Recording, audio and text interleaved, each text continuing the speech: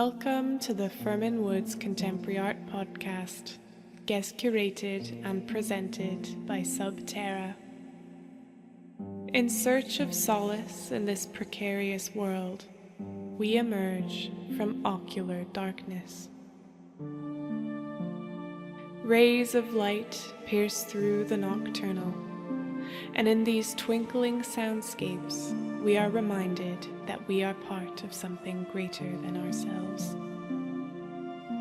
As we navigate these curious and luminous spaces, we will explore artist talks, discussions, and original commissioned sound art.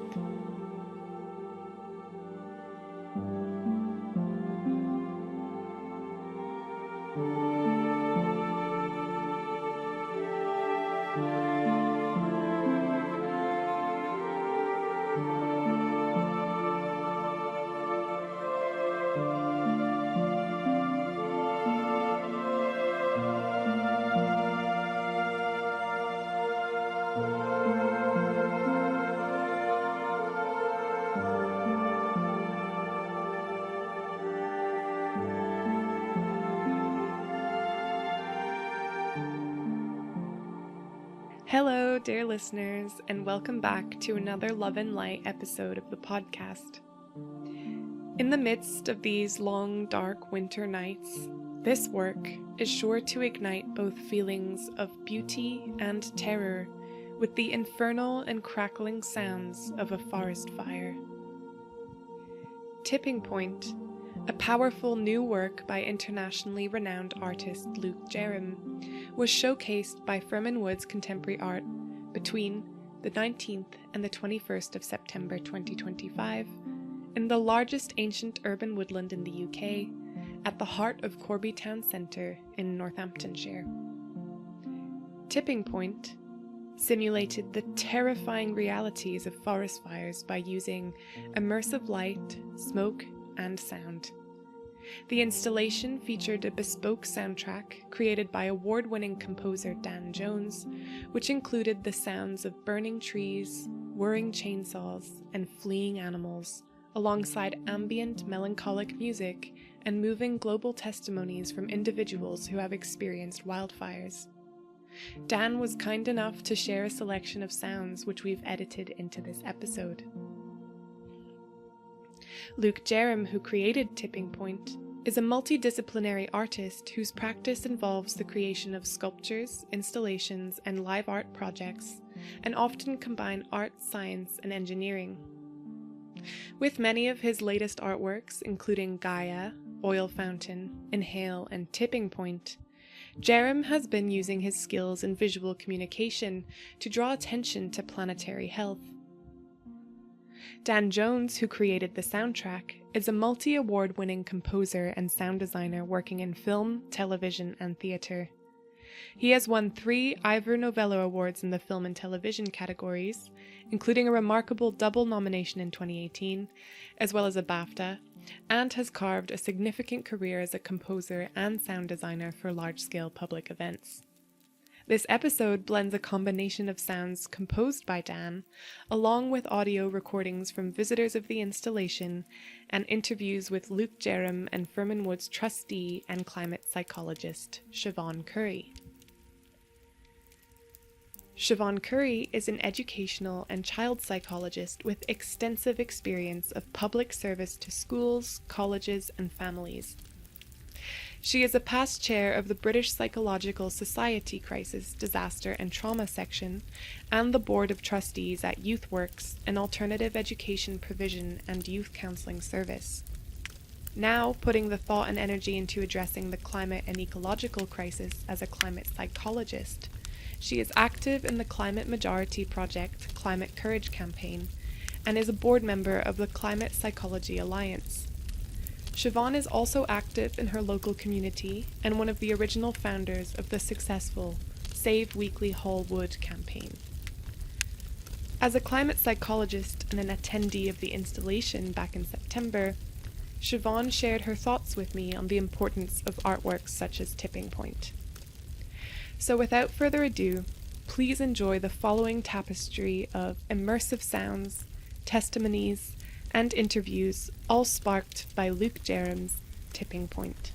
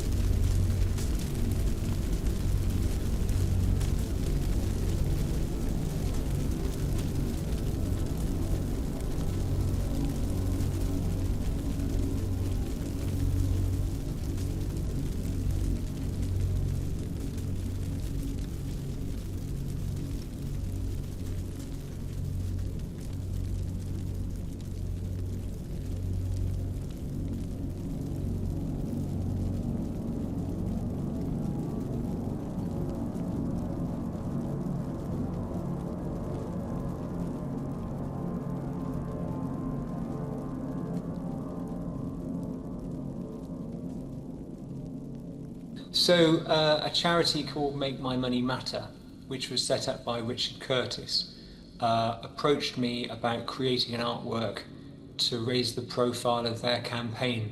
So Make My Money Matter, they campaign to get people to look at where the money in their bank is invested. So something like 15% of money held in banks and pensions that we have in the country is invested without really our permission into deforestation and fossil fuel companies and generally industries that are knackering the planet. So they want people to sort of divest, and they wanted an artwork to help communicate their message. And so I developed this idea initially for them. We were going to sort of create an artificial forest fire around the gardens of St Paul's Cathedral in London, and we all had, we had the permission from the cathedral. It was all going ahead. It was all lovely, and then I think the City Hall or the City Council in London pulled the plug. So that was the end of that, really. But then about 6 months later, we managed to make it happen in Bristol Botanic Gardens. And it seemed to be a great success, and James from Fermynwoods came to have a look at the artwork and seemed to be quite moved by it, and wanted to have a go at presenting it in Corby. So yeah, it's been great working with James and his team over the 6 or 12 months to make the art project happen. Yeah, and it seemed to be well received. Yeah, and I think it's quite interesting to make that jump from like a botanic garden to like an urban woodland space. Did that feel like quite a different sort of setting and environment to have the work presented in, or did it feel like did it take on a new life in that setting? Yeah, it was read in a different way, I think, and I think with the Botanic Gardens in Bristol, it's quite a small space that was quite in a wealthy part of the city, and you had to pay to get in. Whereas in Corby, we had a whole woodland to play with, and it was free for the public to sort of explore. And there was something really nice about just people kind of commuting through the, just passing through anyway, through the woodlands, and then encountering this artwork. And so, we had sort of, a different response in that respect. I think also in Corby, they're not used to having interesting temporary public art installations, so this was quite new for them. I was really pleased with the way it was received. Yeah, and it's probably kind of a wider kind of range of audiences that you would get then because of that, in the sense that it's free and it's in the urban space.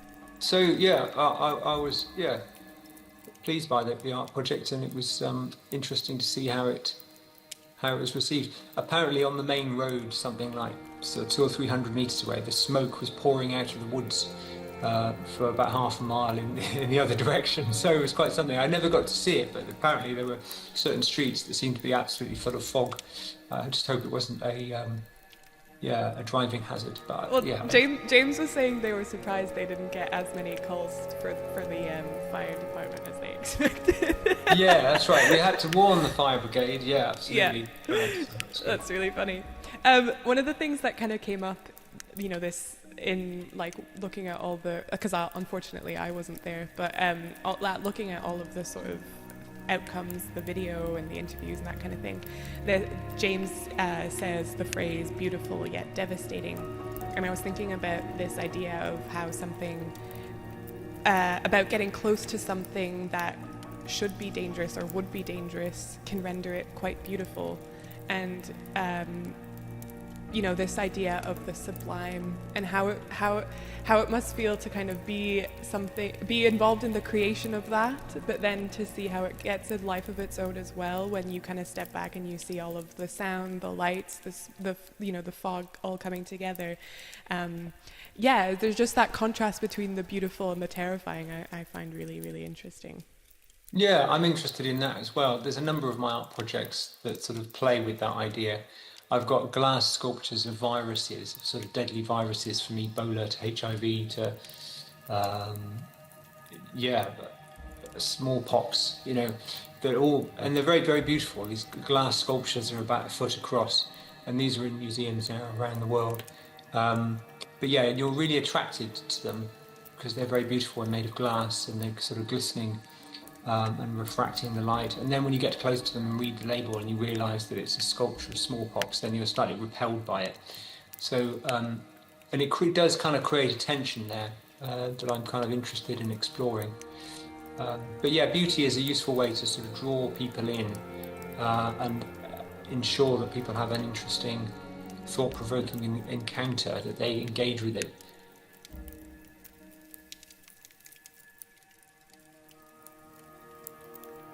I think the main thing that struck me both times I'm thinking about people is this juxtaposition of the absolute, it was beautiful. It was really beautiful to look at.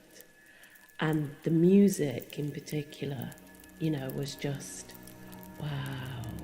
You really instantly kind of felt transported somewhere different, beauty, awe, feelings of excitement and this is amazing. And then you've got, oh my God, it's about a wildfire. It really was so effective and so impactful in that way, because you definitely, in the pit of your stomach, you felt the fear.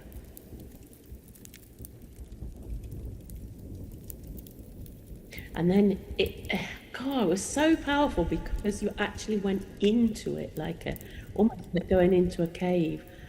And it was like a metaphor for going deeper into what is this about? What are your feelings? What are my deeper feelings about this? And yeah, then you've got the voices. The sheer scale is something that really takes your breath away. How big it feels, how much of an impact it's having on the environment. It was eerie. It was very eerie. And yeah, it was edgy. It was edgy because there was tension, fear, excitement, all kind of mixed up. And yeah, you felt then, wow, this is, I guess then more of the cognitive thoughts about climate change came in, because you were like, oh my God, this is really happening. What if this happened here? It is happening here. How would I feel? What would I do? Why are we doing this? Why are we doing this to our planet? I love trees. So many people do, don't they? And if you feel connected to nature, you really felt that, what are we doing? We're destroying something beautiful. We're destroying something so elemental.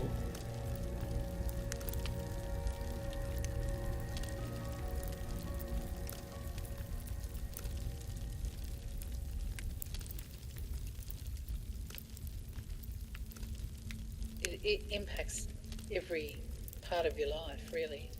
You can't understand it or put it in any perspective because it's so unreal.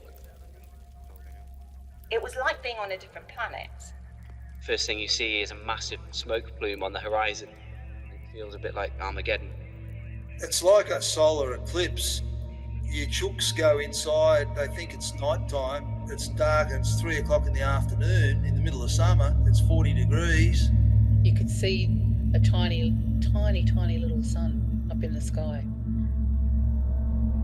It's a natural disaster of such huge proportions. The sheer scale is something that really takes your breath away. How big it feels, how much of an impact it's having on the environment. It was like a flamethrower. It wasn't like a vertical moving fire. I mean, it was reaching out at us. Do you imagine that we have a tsunami and you put all these firefighters and fire trucks in the beach to try to stop a tsunami? Would you think that would be a crazy idea? Well, this is the same. The fear, the impact that it had on my children, and still does, is so long lasting.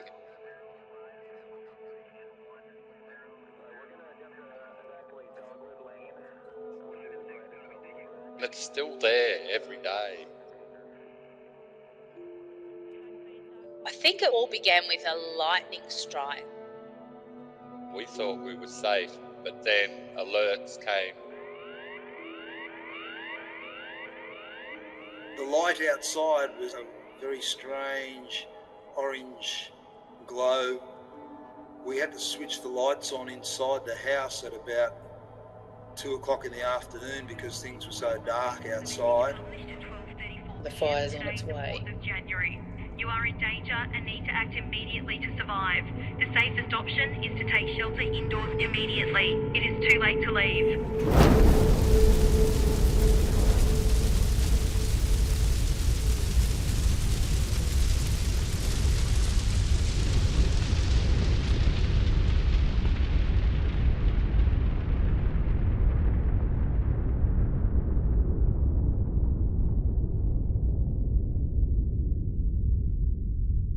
We were woken very early in the morning. We had no idea what time of day it was because the sky was absolutely black. It was 35 degrees Celsius at 6 o'clock in the morning. We didn't know what to do, so we were hosing down the house. The scenes that we are seeing on television screens are frankly tantamount to a war zone. The fire itself became so fast, so vigorous, that then it headed towards us. There was fire on one side of the road as I was going to Bega. If you are caught in fire in your car, park behind a solid structure to block the fire's heat or pull over to a cleared area. You could feel the heat of it as you drove past. It was very scary. Close all windows, turn off the air conditioning and shut all the air vents. I've been in tears today because I know the places that are being burned. The town, the main street, just in flames. And seeing homes, residences, a lifetime's work going up in flames, being reduced to cinders in a matter of minutes. You must take shelter before the fire arrives. The extreme heat is likely to kill you well before the flames reach you. I loved some of these parts of my country. I really, really care for them. And I've known them since I was a child and, used to go there with my parents and all of that kind of stuff. And now it's burning, and it's burning for the second time.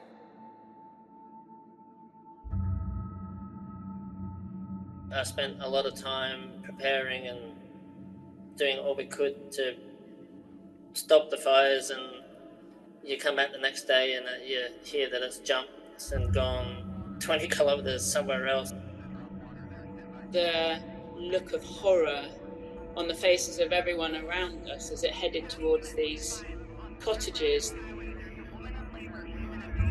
A very dear friend of mine drove through a firestorm, and while she was doing that, she rang me and said, "Whatever you do, get out of your house. We've lost everything." When I saw Fermynwoods on fire, I knew the town was done for. That fire is coming back, and your township is in the direct line. We can't save your life, and we cannot save your home. And that's when the phone communications went out. We've got to get out now.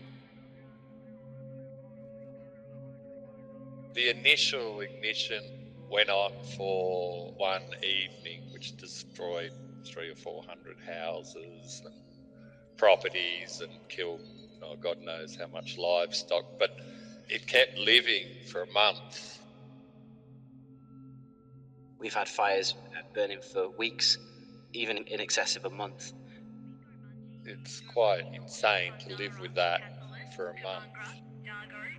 There were fires everywhere. The whole east coast was on fire. Hinnamungy, Hotham Heights, Mayford, Nels, Omeo Valley, Shannon Vale, Swiss Creek.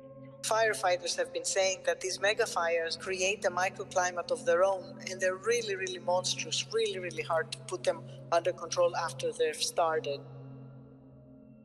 You can see current situations from South Africa with the worst fire season in Cape Town for 30 years now, or currently Chile. All over the place, fire is getting better conditions. Where there used to be something that was more or less controllable, there are often things that it doesn't matter what you do, it's really, really difficult to tackle these kind of fires. The fire itself produced its own weather system. We're absolutely at the mercy of what nature was doing. For a few years now, we speak about mega fires, uncontrollable, unpredictable. I thought that our house was going to get ruined and that a lot of things would be burnt and that people could die.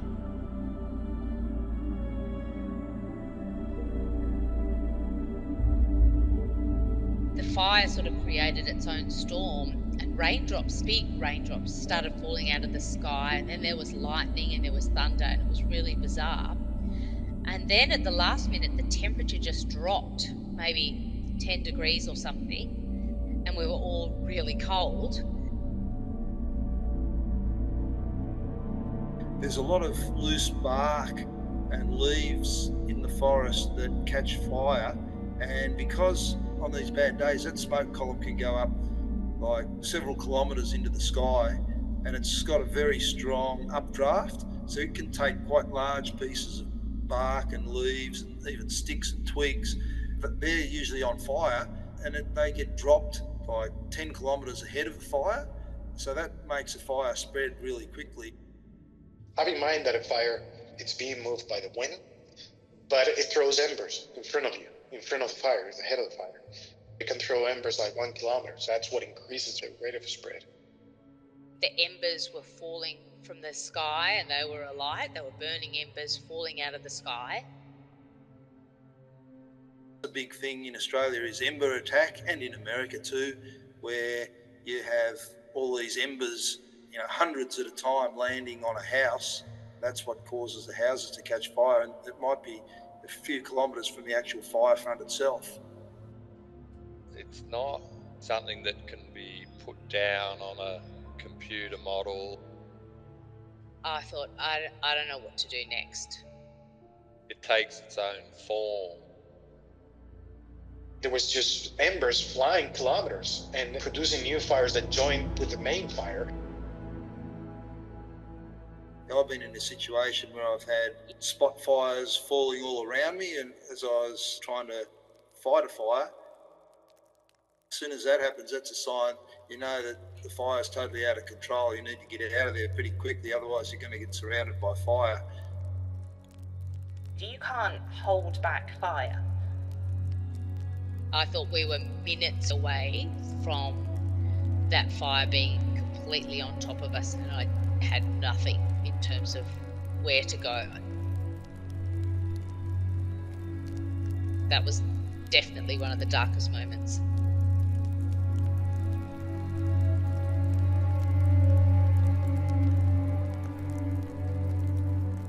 I'll never forget the intensity and the fear.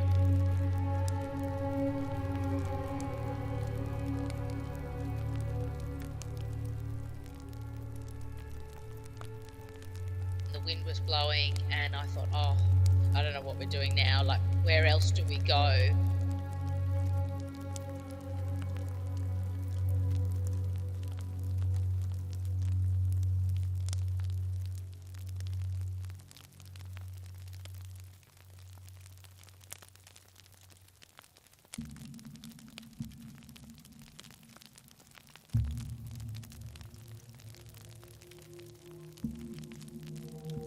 We went over to the beach because we thought, well, if all else fails, we'll jump in the water.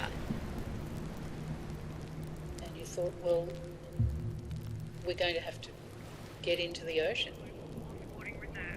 Get into a large body of water like a dam, lake, river, the ocean, or in-ground pool, trying to protect yourself from the fire's heat. If you are travelling, do not enter the water area. I remember thinking at the time, oh my gosh, if we jump in there, we're all going to drown, and if we stay here, we're all going to burn.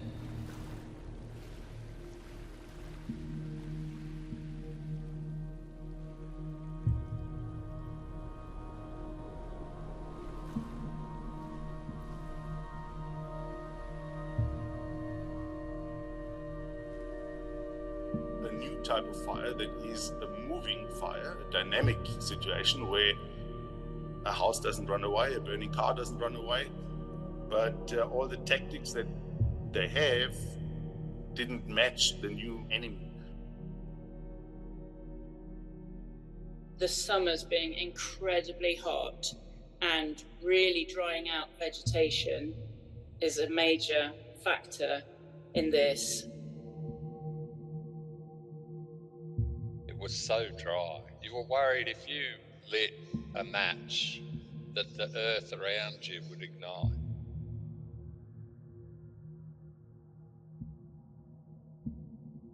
more recently is the intensity and scale of some of these wildfires.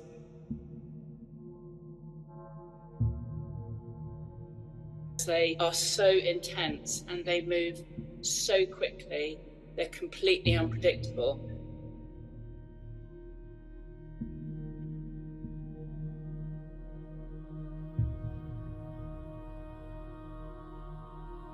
Do you imagine that we have a tsunami and you put all these firefighters and fire trucks in the beach to try to stop a tsunami? Well, this is the same. It's really, really frightening to see how fast fire will travel given the right or wrong conditions.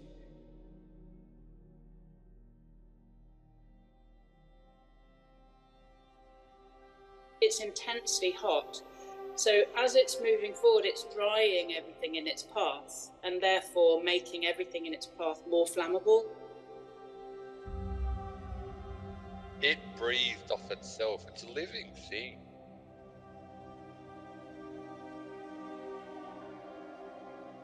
It's drying as it goes, and so therefore it moves faster and faster.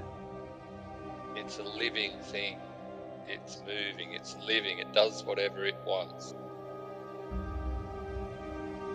Utterly out of control. Sometimes, if the odds are against you, it doesn't matter what you do. You're at the whim of nature.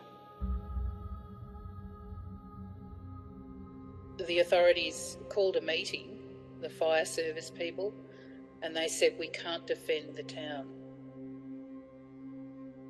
The fire is coming, you need to leave. It's strongly recommended that you evacuate now if you are located in Dinner Plain, Falls Creek, Hotham Heights and surrounding areas. And then when I woke up in the morning, I had to evacuate. It's really frightening watching the speed at which it will travel and feeling completely helpless. It was really scary being able to see the sky had turned red and there was a thunderstorm which just added to the fire. It was, really hard. It's so intense and so fast moving that it almost eats up everything in its pathway. It was like 9 in the morning, like when it would be daylight, and it looked like the sun was still rising because there was red in the distance and it was really dark. We were the furthest people away at the time, but then we realised the winds had changed and the fire started to head towards us. And the whole time it was thick, dense smoke. So at one point I thought, what am I doing? Am I driving into another fire? Is this the right thing to do? Just completely all went dark. The smoke all around, you can hardly see your hand in front of you. You couldn't see very far in front of you, certainly driving. Quite a lot of disorientation as well. It's hard to get your bearings, to remind yourself exactly where you are. It can be very, very loud. The most striking thing is the combination of the sound with the smoke, because the smoke takes away immediately your orientation and you can't see and you don't know where you are on that fire. You hear that horrific sound of this roaring beast. It's very difficult to breathe, lots of smoke, particles in the air, visibility is incredibly poor. It was like in a fog. It was just so much smoke. It's like a thick fog, a London thick fog. It was like that, but it was smoke. And then it was dark again. Next thing is with the smoke, you can't breathe. My friend has incredibly bad asthma, so we were trying to protect her. She had a wet cloth over her mouth to try and keep her breathing properly. It'd be quite disorientating being at a large wildfire. It'd be quite distressing. Again, a very, very short time you need from feeling, oh, I'm under control here, to I lost it, to panic. The sewage plant was burnt. The sewage was going to be an issue as well. I thought, well, it's time to leave. It's time to evacuate, especially when they're saying they're not going to defend the town.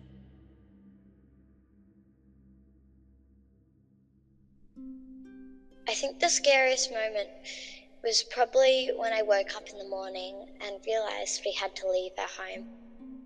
If the fire turns, that's it.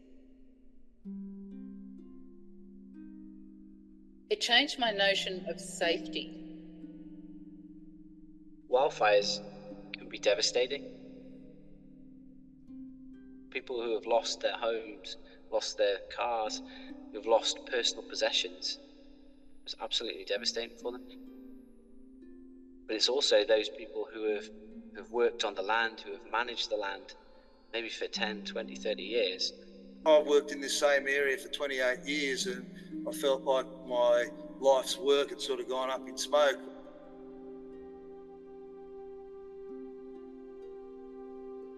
These wildfires can go and burn through them and undo all of that work in the space of, an hour or two. And the psychological impact of that is immense.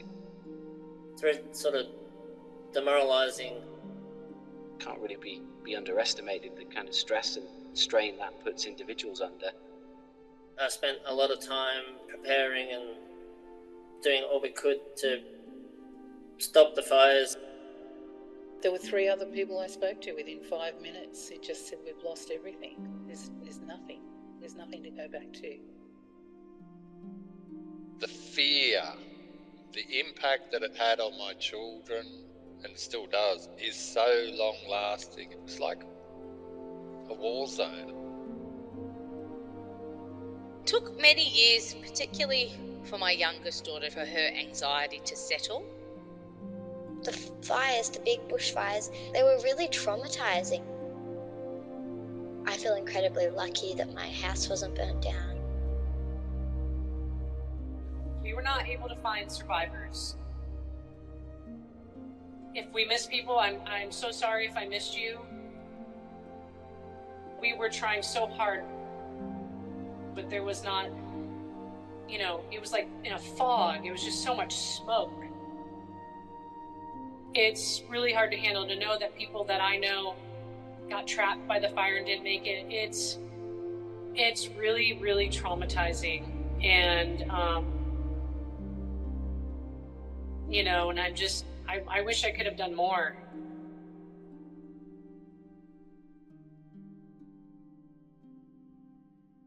It causes so much stress. I mean, there's so many people in our community who have post-traumatic stress now from, of course, losing their homes, but also that sort of survivor guilt. Everyone was sitting in their cars and they were meeting up and just saying, we've lost everything. I thought that our house was going to get ruined and that a lot of things would be burnt and that people could die.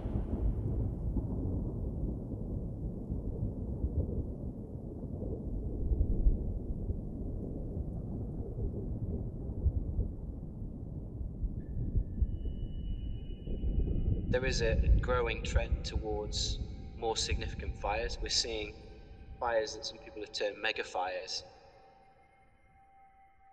Normally, the biggest fire that I used to attend was around 3,000 hectares. That was a pretty big fire. Every wildfire I've been to, you can see the devastating effects of it. By 2010, I was going to fires that was about to reach 10,000 hectares. So a big fire in 2010 was 10,000 hectares. All around the world, we are facing incredible phenomena, incredibly high temperatures with really long periods, prolonged periods of extreme heat and much more frequent. We're in 2024. Last year, we had one of the biggest wildfires ever in Spain. That was 25,000 hectares. We keep on heating the planet, and we are not serious about the way that we have been controlling our fossil fuel emissions, and we are just heating up much faster than we expected. And that joined with another 25,000 hectare fire that was burning pretty close. They joined together and they burned totally 60,000 hectares.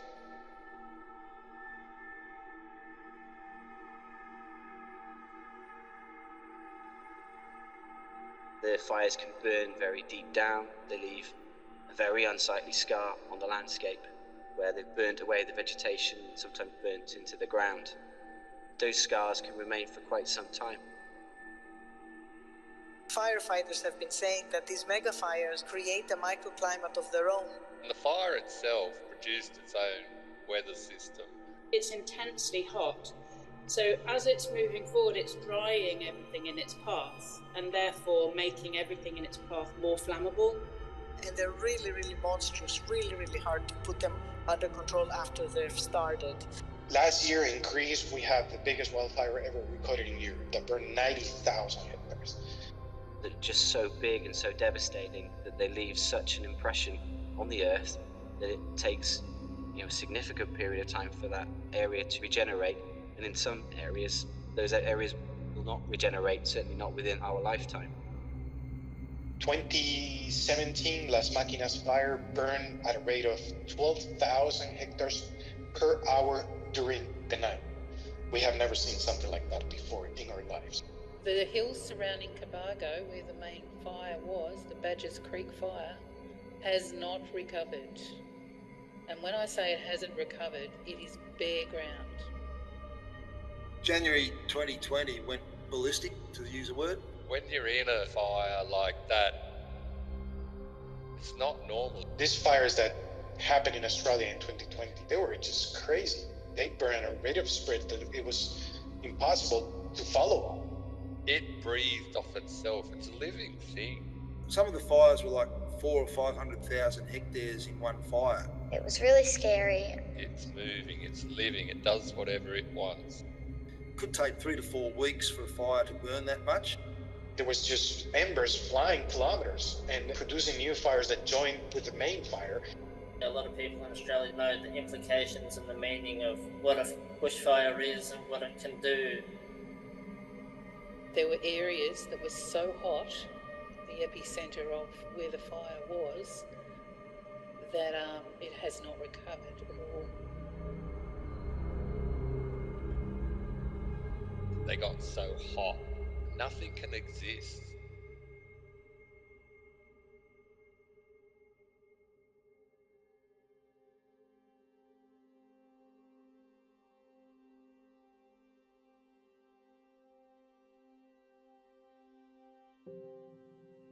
The rocks have melted. It was so hot that the rocks have melted. We've had examples in the UK even where fires have burned across rocks, which are scheduled monuments from the Neolithic age. You can see the skeletons of the trees. And the fire has literally just exploded the rock. Australian wildlife has evolved with fire, but generally evolved over years with lower intensity fires. Burnt trees sticking up and bare ground. These fires didn't give the animals much of a chance to escape. So that has not recovered, and I don't know that it will. Straight after the fires, for a year or two, you didn't even hear very many birds twittering in the trees. It took about 6 months, I reckon, before I started to hear birds again. The amount of animals that were killed was very high.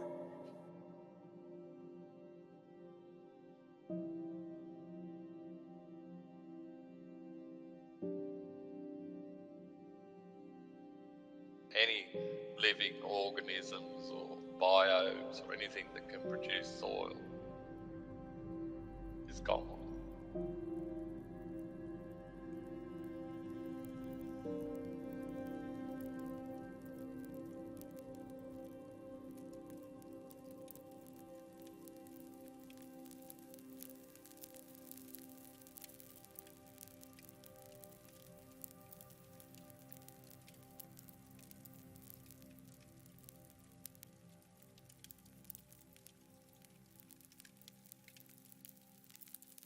My name's Dan Jones. I'm a sound designer and composer, and I've worked with Luke Jerram for quite a long time, but this time on Tipping Point here in Corby.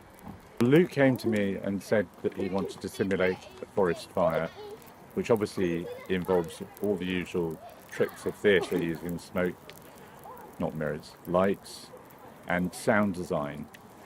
And I thought it might also be really interesting to include interview material from victims of fires, but also the people at the forefront, right at the battlefront, fighting the fires, the experts who know how fire behaves and would tell us reliably, evidentially, whether or not these fires are actually changing, either because of climate change or because of some other circumstance. We wanted the evidence. So we spoke to victims in Australia, and I think what's really interesting about the Australian story and the stories we heard from both the victims and the firefighters there is that fires have been recognised as part of the natural cycle, nature's cycle, rejuvenating forests in the past. But what is particularly shocking at the moment is the stories of these fires going on longer than ever before in human history, becoming hotter than ever before in human history, to the extent they're actually melting local geographic features. Rocks are melting in these fires, and that they sometimes seem unstoppable. So, I mean, from the victim's point of view, that's obviously terrifying. Any fire is going to be terrifying, but they were, as I say, part of the natural cycle. And I think what's happening now is we're seeing fires that have become uncontrollable.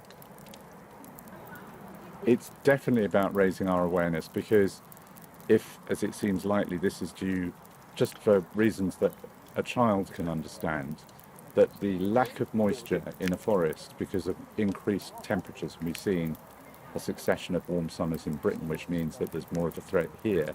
But even if it's not here, we need to be looking after the planet as a whole. It's not that big.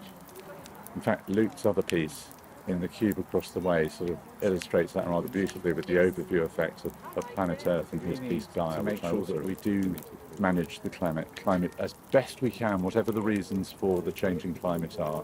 I'm not going to get into that debate. What is clear is that we can do things, and a child can understand that if it's warmer and things are drier, they burn more easily and they burn more ferociously.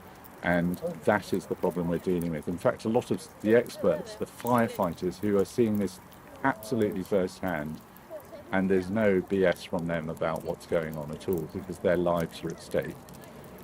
What they see as the challenges are not necessarily the obvious things we might think. They see fires as part of nature's cycle. They see that fires need to happen, but what their challenge is how to make fires controllable, and how we can succeed in not losing the forests, which I think most people would agree are the lungs of the planet.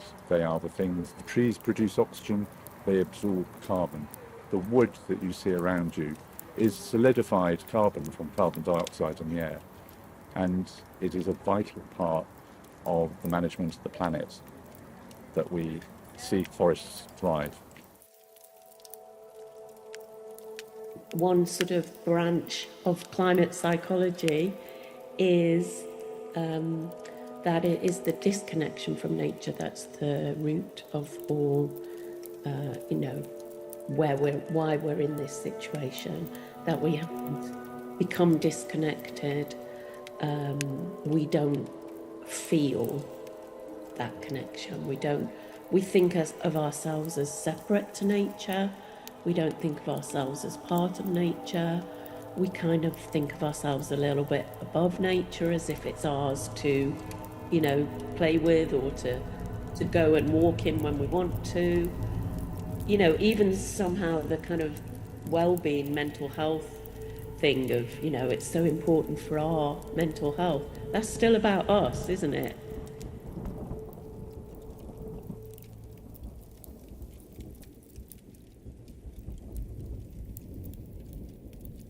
And I was thinking also about this idea of kind of presenting something in quite a spectacular way, and this idea of reenactment of a forest fire almost, what that can offer as a creative method and like for audiences experiencing it. But then also I was thinking that it must be a kind of a delicate line for you when you're in the process of making it and thinking about how it's going to kind of result is an artwork, because it's obviously it is that beautiful reenactment, but it's also something terrifying that people have actually experienced.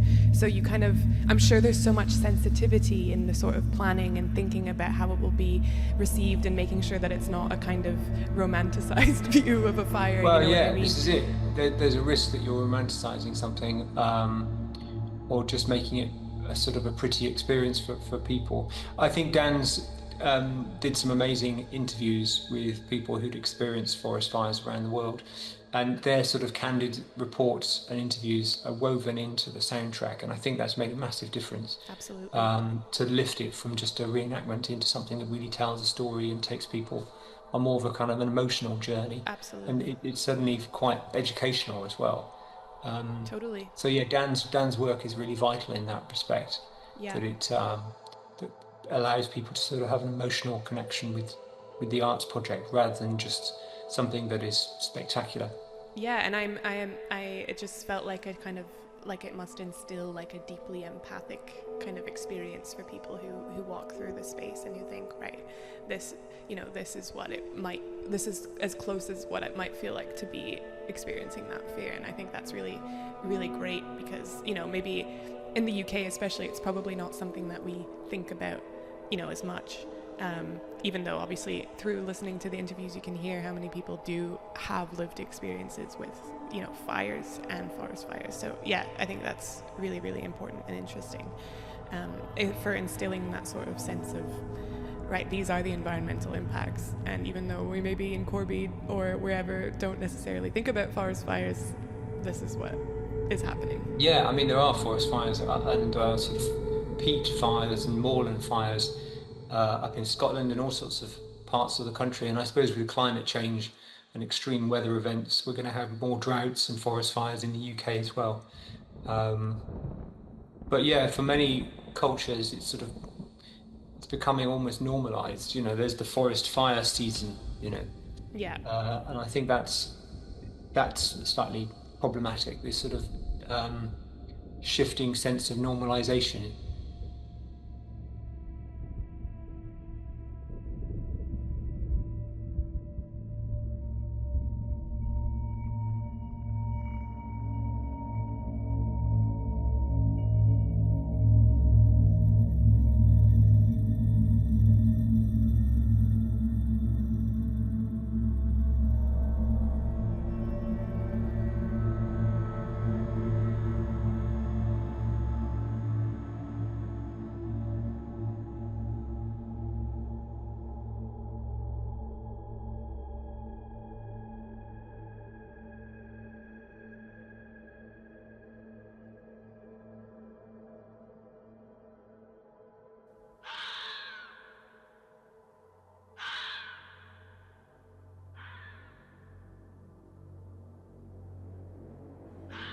I thought about it as being in a forest fire. It's so scary. You can't imagine it until you're there and you're experiencing it. And it's one of those times when you think, am I going to die now? And it makes your heart feel like jumping out of your chest. Overall, it's a terrifying experience. I can't imagine anyone will be the same after a forest fire like that. I can't imagine.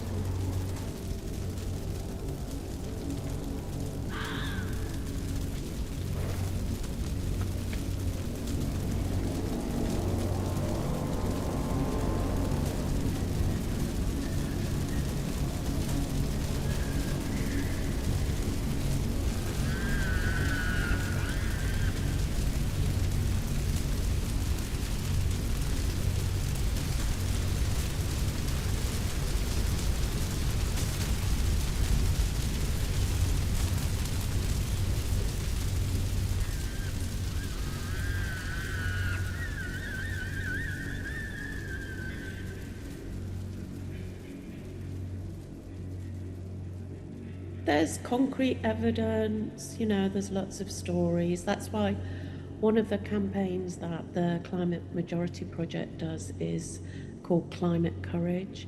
and that's focused on education and schools. You know, there's just been something come out from the Department for Education about including climate in the curriculum.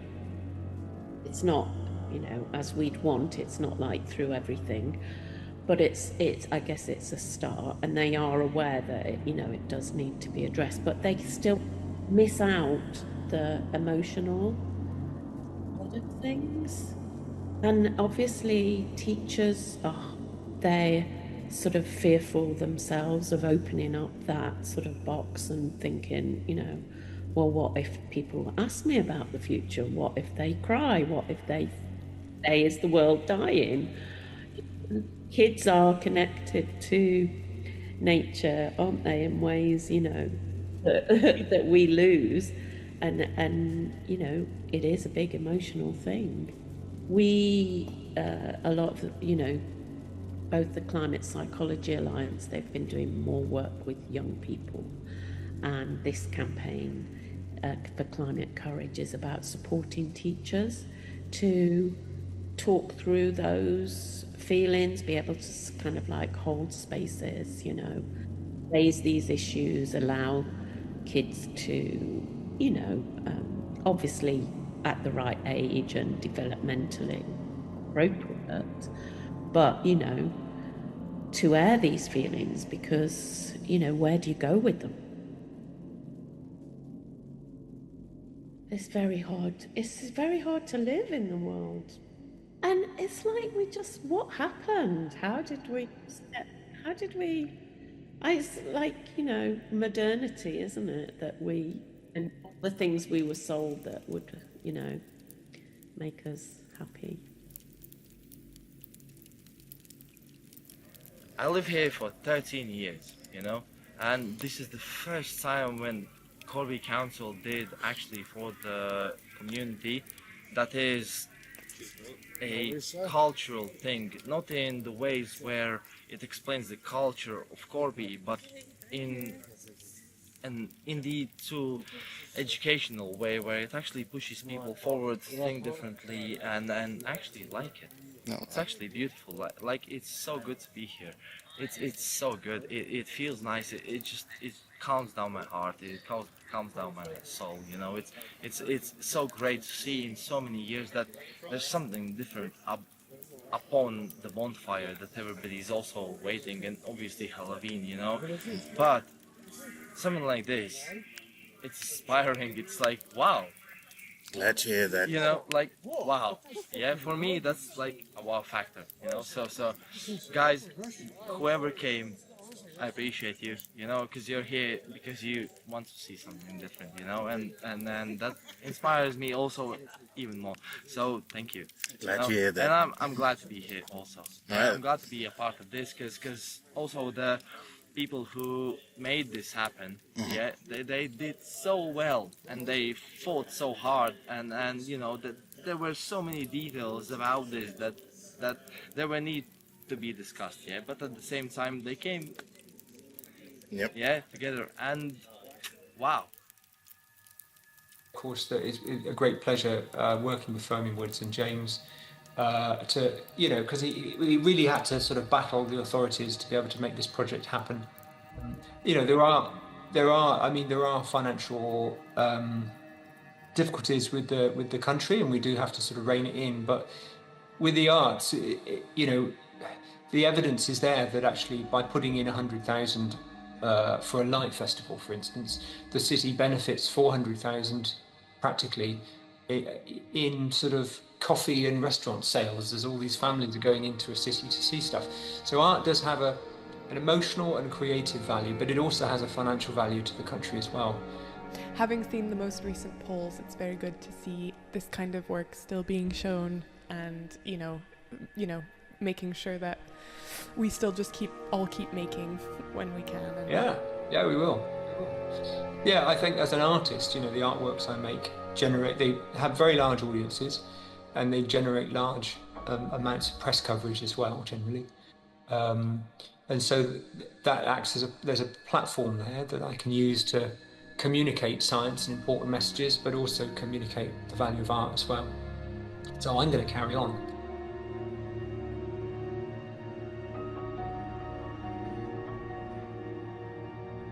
Yeah, I think people get stuck, don't they, in ways of thinking. So anything creative that takes us out of that place, I think will. And it's like, well, what is existential stuff now? But what is life for? What is it about? You know, and you know, where do you get joy from? Where do you get joy? Where do you get, you know, excitement or like wonder?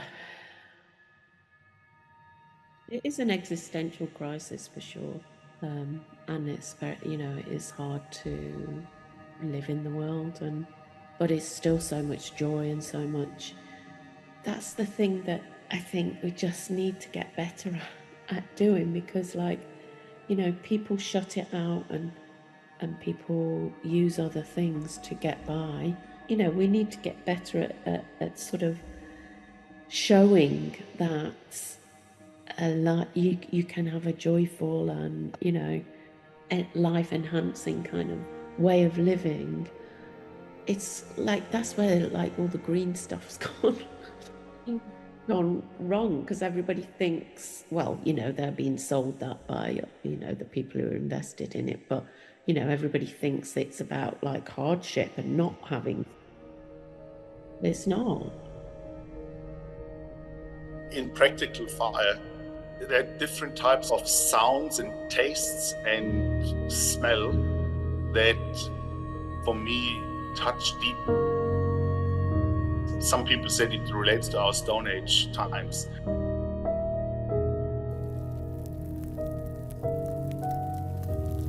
Let's start with a campfire. Everybody loves to sit around a campfire and listen to the sound of this controlled mild fire.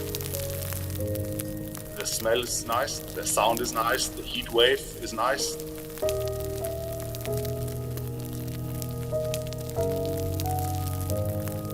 And this holds true if you go prescribed burning, controlled burning. It's mild fire. You have consulted before with the disturbance ecology of the place, the fire ecology. You know this is something that the place needs.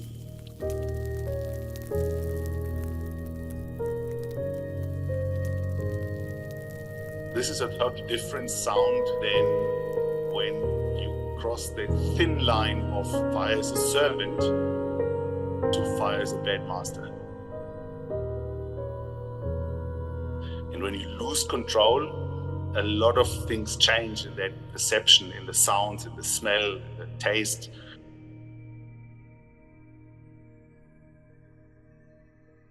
Now with climate change, the fires are really a new type of phenomena that it's really, really difficult to fight with the normal means that we have.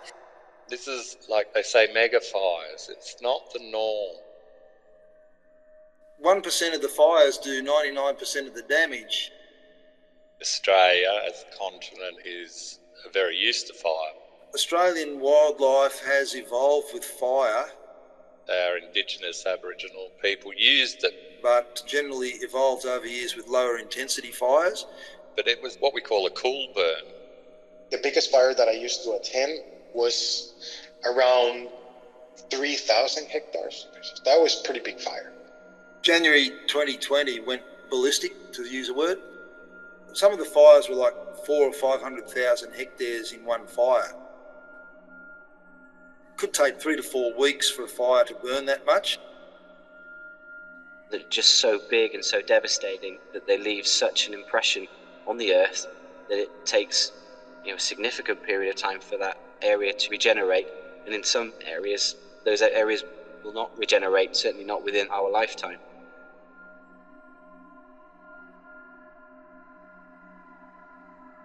It was so hot that the rocks have melted, and any living organisms or biobes or anything that can produce soil is gone.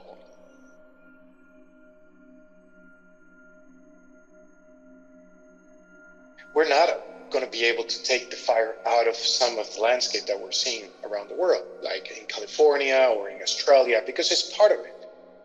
Those ecosystem has evolved with fire around it for millions of years.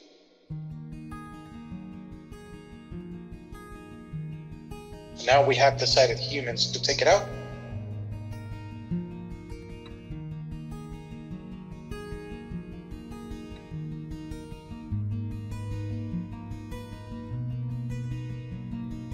The cycle of carbon, it's really complex. Wildfire, it's working on the cycle of carbon dioxide of this era.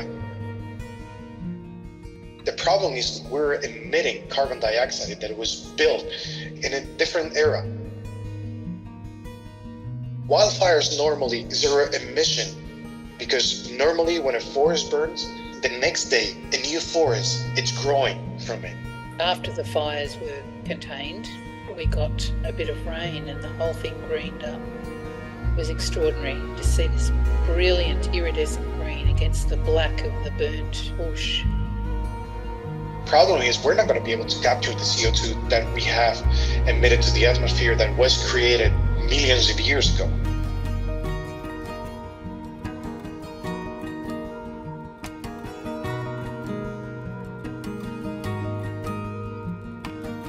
Most of the stuff that grows in our region is decomposing because there's enough moisture. In other parts of the world where you have a distinct dry season, that doesn't happen.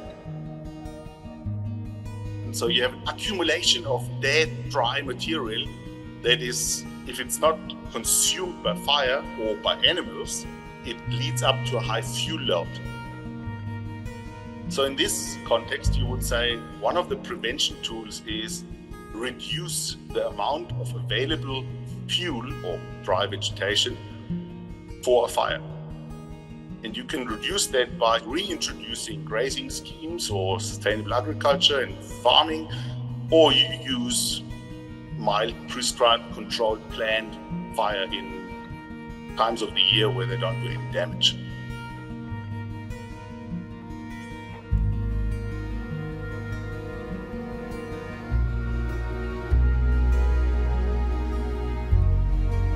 Before Captain Cook came to Australia, the Aboriginal people used to do a lot of their own burning. They were frequently doing low-intensity burns. The right fire does everything. Firstly, it's burning spiritually, and it's a spiritual connection to the country. The second component of it is looking after all the trees and animals in here and making sure they're not getting all burnt. So we're looking after our biodiversity. And finally, what our burns are is to protect our country from wildfires. And then you have Western influence into Africa or even in Australia and say, no, but burning is bad for the environment. All the vegetation that you don't manage, it start building up fuel. So that's one of the reasons behind that we see hundreds of fires raging through the landscape in different countries of the world. We know a fire suppressed today means more fuel for the next mega fire next year or in 10 years' time, with more carbon released than every mild fire or preventive fire would release ever. Fire is a natural part of some of the ecosystems that we know around the world. Trying to take out that part of the ecosystem in Mediterranean region have seen that it was an error, a huge mistake.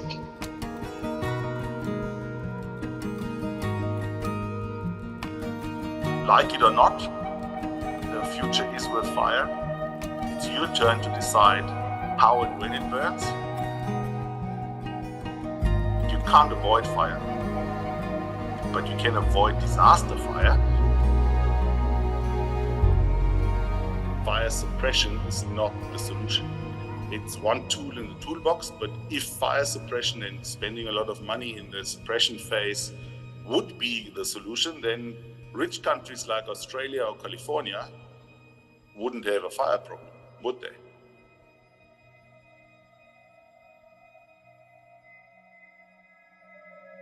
What fire are doing is they're changing because basically society has changed in the last 100 years. We were a rural society that we normally live in the landscape with and for the landscape. And we abandoned the landscape in the last 100 years. It's a bit like flooding. It took a few years for people to realize it's not clever to build houses in flooding areas. We're still building new development for housing in prime fire country. The Aboriginal people are frequently doing low intensity burns, but it's not so easy to be able to do that now because there's houses out in the forest, there's cities adjoining right on the edge, the interface between the forest and the urban interface. Morocco doesn't have these huge fires, but has the same landscape. And the reason they don't have it is because they still live around the landscape. Particularly in those fires that we've seen in California and in Canada, often they're on hillsides. So it's literally like having a candle burning upwards. All the fuel that it needs is right above it, and so it's easy to travel incredibly quickly. If a fire is moving along level ground and then it hits a slope of 10 degrees, that will double the speed at which the fire travels.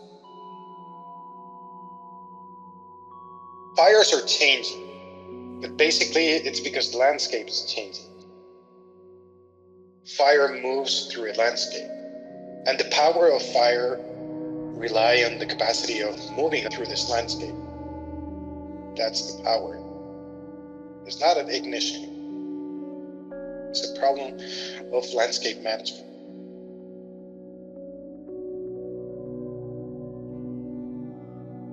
I can also influence not by reducing the fuel load, but for example, changing my forestry from spruce monoculture that is very flammable to a continuous cover forestry scheme with 60-70% broadleaves. That alone will create a forest climate or microclimate that is typical for European forest, which means darker, shadier, less wind, higher humidity, lower temperature. All conditions that make it difficult for a fire to start and to spread. If you look at the way farming is done in this country, the removal of hedgerows to make much larger fields that are easier to drill and harvest is having an effect, because you're removing the natural breaks that there would have been that might have helped to slow down the movement of a fire. So whereas before they were in smaller fields, so the risk was reduced, now farming is done on such a massive commercial scale that a fire can just run for miles unstopped. The forest is a storage for water.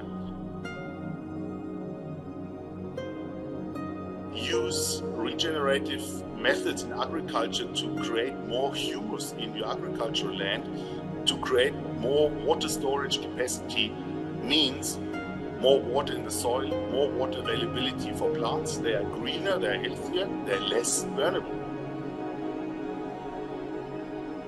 Where we are really damaging our land, we are doing it for finance, out of need for profit, out of need for reduced labour and reduced costs. And that is a massive problem.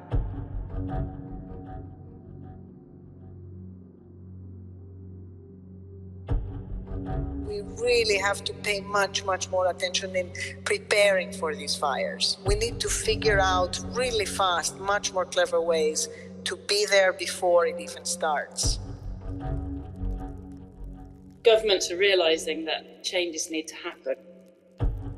Whether all of those things have been put in place quickly enough to keep up with the changing climate and the hot summers we've been having, only time will probably tell. It changed my notion of safety. I was very reliant on the authorities to do the right thing. Like the firefighters would save us. The local authorities would make sure that we always had power and mobile phone service and town water and sewerage. I mean, that's how your life is. You think, oh, well, that's a safe thing. From that time, I stopped relying on authorities for my sense of safety. I'm not safe. This life that I'm living, it's not a given.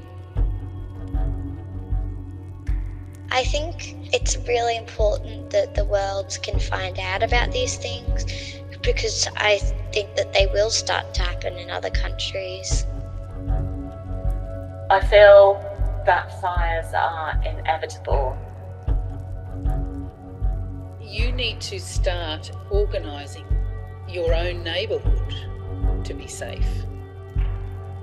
I also feel optimistic that there are measures and limitations in place to deal with them. People have stepped up, people have joined groups, they've been getting more informed about how to keep their own properties safe, but also to reach out to neighbours. But I think we will continue to have fires, and I think we will particularly continue to have fires if we're not taking care of the land so it sustains itself in a balanced way. All around the world, we are facing incredible phenomena, incredibly high temperatures with really prolonged periods of extreme heat and much more frequent. Because that safety has been taken away, we realise no one's coming to help us. We keep on heating the planet, and we are not serious about the way that we have been controlling our fossil fuel emissions. We need to do it for ourselves. We need to be proactive in that way, to be prepared, to be safe. We are just heating up much faster than we expected. We have to take it seriously if we are to live in a world that we don't face these types of constant crises. And you know, extreme heat brings droughts, drought brings wildfires, wildfires, drought, and extreme heat bring often kind of crazy extreme rains or hurricanes that are fed by the humidity in the air above the sea. And then we have like flooding and land erosion, and all of these things are basically impacting our most vulnerable communities and our most vulnerable populations. So, you know, I think we really have to be serious about this really fast. Evacuate now and move to a safer location away from the fire. The fire is coming. An emergency warning will be issued if the situation changes and the threat to community increases. You need to leave. Now. When you leave, remember to take your pen, mobile phone and charger. If you are away from home, do not return. If you choose to stay, emergency services may not be able to help you.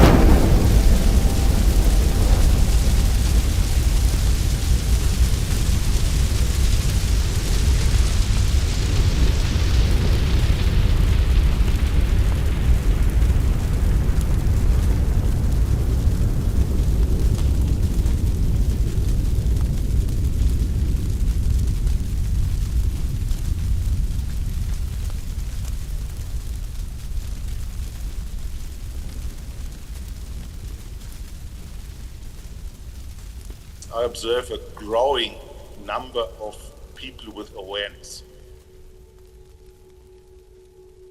investing in food that is produced in a responsible way.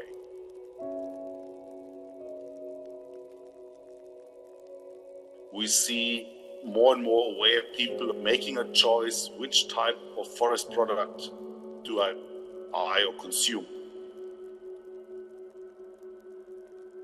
You see more and more people that change their own lifestyle in terms of consumerism. We have to work on the poverty reduction, which is about justice. And at an individual level, I think that means what we purchase, where our ethical purchases and where we put our buying power. I find a very promising approach is to work with people in the age between 3 and 6. The kids are very aware of, there is life in our soil. There is so much life. They're fascinated by the fact that there are so many worms or creepy crawlies in so much 10 centimeters of soil. They're absolutely fascinated by this.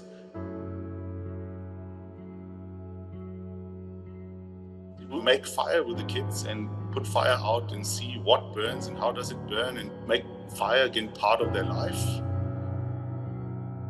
And then we observe, okay, they tell it their parents, their grandparents. I'm a bit frustrated about, speaking to politicians. But the children are really, I think this is something. The older we get, the more disconnected everybody gets to the primary sector of how do we produce things.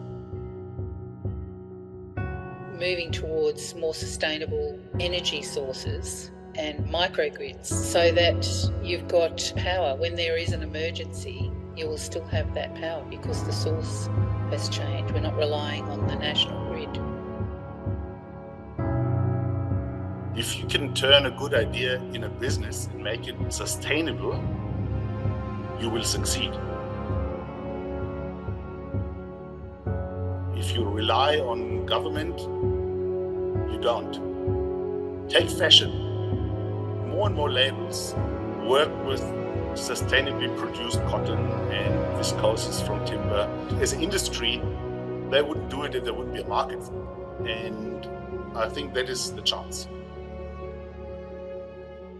Tourism, for example, is, in my opinion, an opportunity. I think you can create an awareness in our tourists how you make holidays, in what environment, what are the products your hotel is using.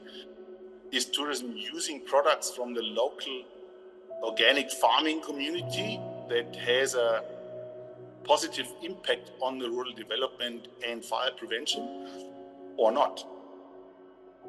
Climate change is going to hold us all to ransom.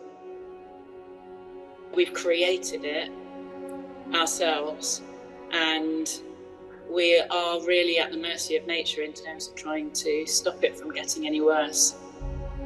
In the over 30 years I've been involved, our fire seasons in Australia are getting longer, and I have actually fought a fire for 4 weeks in the USA, and they were saying the same things happening there. The summers being incredibly hot and really drying out vegetation is a major factor in this. The droughts are getting longer and more intense, and also the rainfall events after the fires are getting more intense too. So all the rain falling on bare ground does a lot of damage after the fire's gone through as well.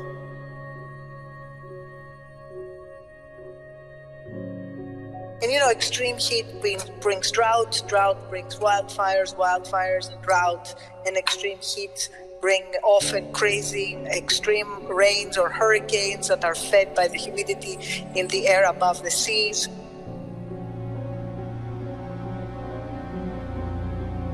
If you think about what climate is and the impact it has, you think about massive flooding, landslides, fire.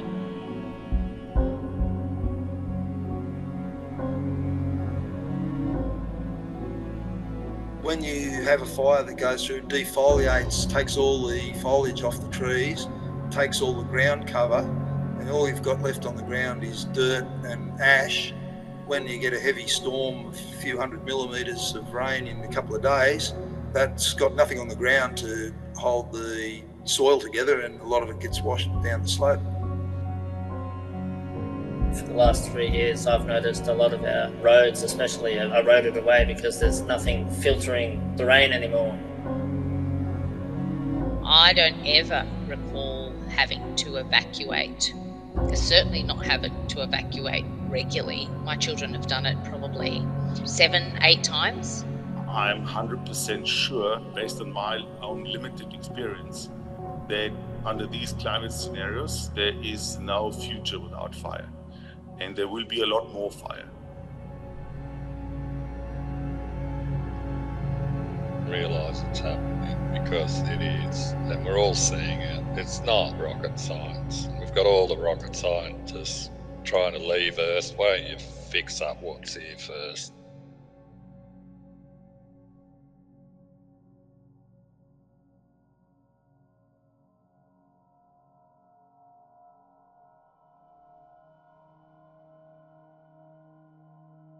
I fear for climate change. I fear for the impact it's going to have around the world.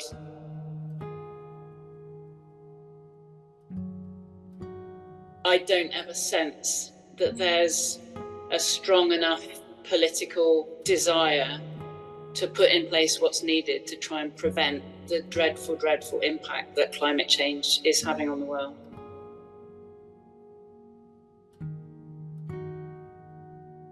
From the science background, we know for the past 40 years what we should do. Politicians don't really understand what needs to be done. They say, oh yes, we're going to make it easier to do low intensity burning, and yet there's just so many impediments in the way of doing it. You feel like you're facing an uphill battle, and on those bad days when the fire does start, you know you can't do anything about it then, it's too late. I think we're playing catch up, and unless we move quickly, we're going to continue to see the sort of disasters that we've seen around the world.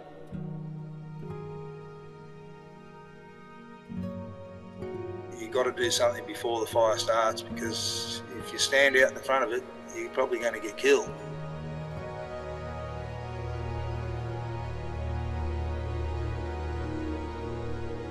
Firefighting is good business. It's good business also for insurance companies. That's my feeling. They earn more money in insuring firefighting, firefighters, trucks, helicopters, planes, than preventing houses from burning down.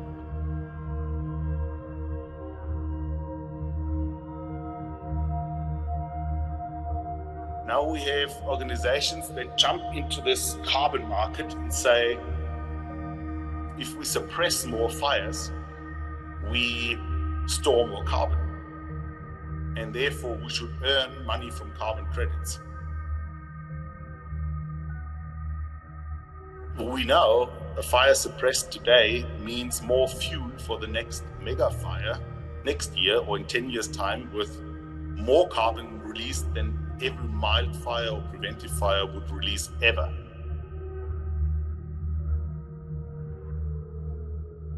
From the science background, we know for the past 40 years what we should do. Invest in the rural landscape, invest in people, invest in sustainable land use, agriculture, regenerative agriculture and forestry, retain moisture in the system.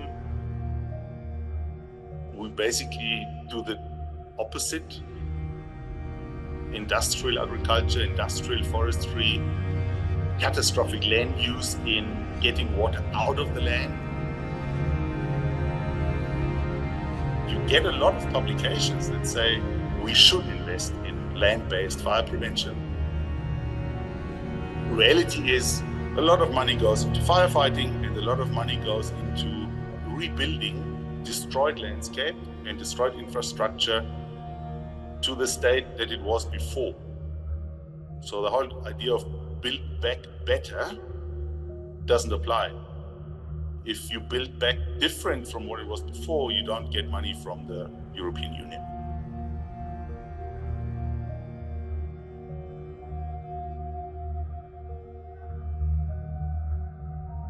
let's stay with the European Union.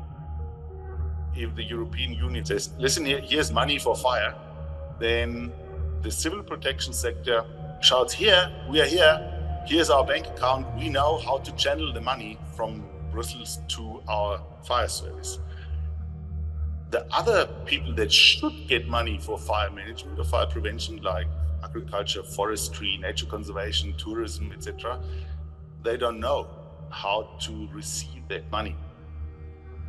The temptation is, of course, to jump on the easy way and say, let's trade some carbon credits, assuming we buy more aircraft, we suppress more fire, and therefore we store carbon.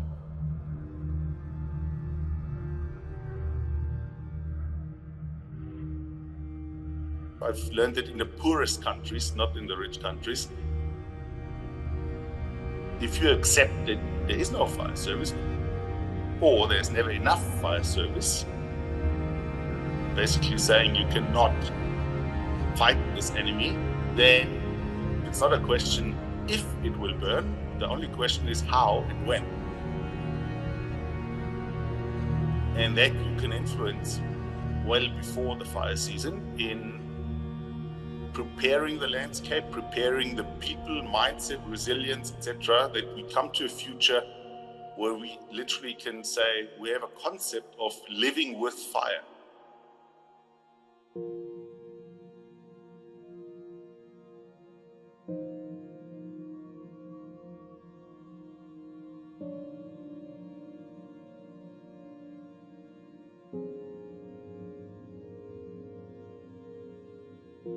The relationship between humans and fire comes from hundreds of thousands of years. I think we still have a link with fire. If you go back in prehistoric times, we had times on the planet where we had a lot more fire because the climate was more fire friendly.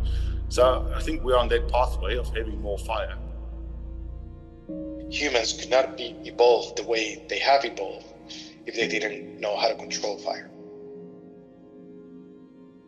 We use Aboriginal fire knowledge and we burn the savanna with regular mild fires to create a stable ecosystem that is not going up in disaster fires with a lot of energy and humus carbon loss.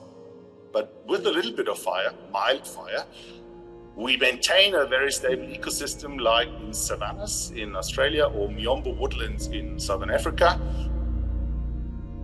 Working with fire is like sport. It can unite people. If you want to protect your family and children, it's a war. It's a form of war.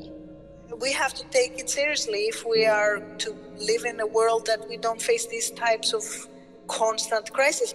And if we don't change, we're creating our own warfare on ourselves and our existence.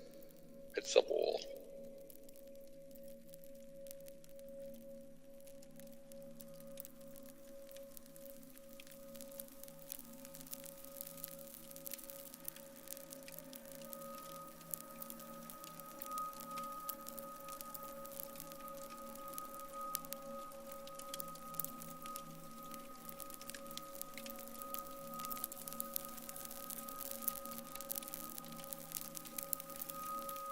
What happened in 2021 in Australia, where more than 8 million hectares has burned, it's really difficult that that type of ecosystem will recover the same way it was.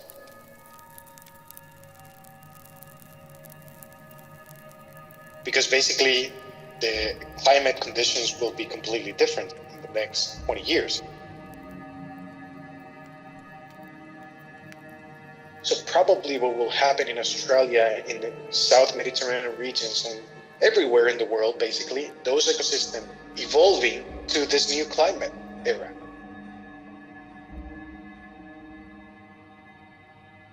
What fire gives is opportunity. It opens the spaces and new plants and new type of ecosystem will grow in that land that just burned. And the new ecosystem that will grow there will be adapted to the new climate.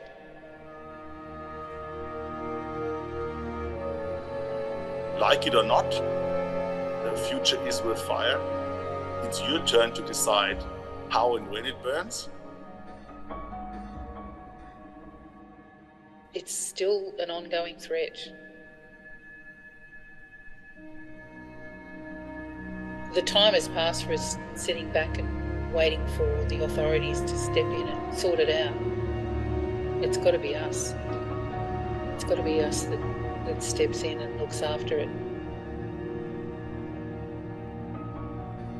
There is no one coming to get you.